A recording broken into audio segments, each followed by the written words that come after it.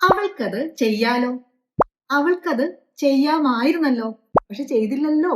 ഇത് രണ്ടും എങ്ങനെയാ ഇംഗ്ലീഷിൽ ക്ലിയർ ആയിട്ട് പറയാ? ഒന്നിന് കുഡ് ആണ് യൂസ് ചെയ്യുക, ഒന്നിന് കുഡ് ഹാവ് ആണ് യൂസ് ചെയ്യുക. അവൾക്കത് ചെയ്യാലോ എന്ന് പറഞ്ഞാൽ അവൾക്കതൊരു ഓപ്ഷനാണ് ചെയ്യാനുള്ളത് അല്ലെ. അങ്ങനെ ചെയ്യാനുള്ള ഒരു സാധ്യത ഉണ്ടെങ്കിൽ ഷി കുഡ് ഡു ഇറ്റ്. ഇനി അത് അവൾക്ക് ചെയ്യാമായിരുന്നല്ലോ, പക്ഷെ ചെയ്തില്ലല്ലോ. അപ്പൊ അങ്ങനെ ചെയ്യാമായിരുന്നല്ലോ എന്ന് പറയണമെങ്കിൽ കുഡ് ഹാവ് യൂസ് ചെയ്യണം. കുഡ് ഹാവ് കഴിഞ്ഞിട്ട് V3 ഫോം യൂസ് ചെയ്യാൻ മറക്കരുത്.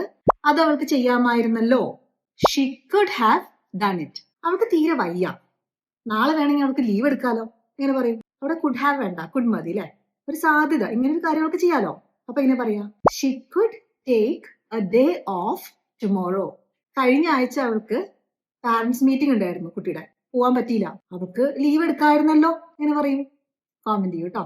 ഇംഗ്ലീഷ് പഠിക്കാൻ വേണ്ടിയിട്ട് ഞാൻ 90 day premium English course offer ചെയ്യുന്നുണ്ട്. ഡീറ്റെയിൽസ് അറിയാൻ വേണ്ടി ഇമെയിൽ അയക്കൂ കേട്ടോ.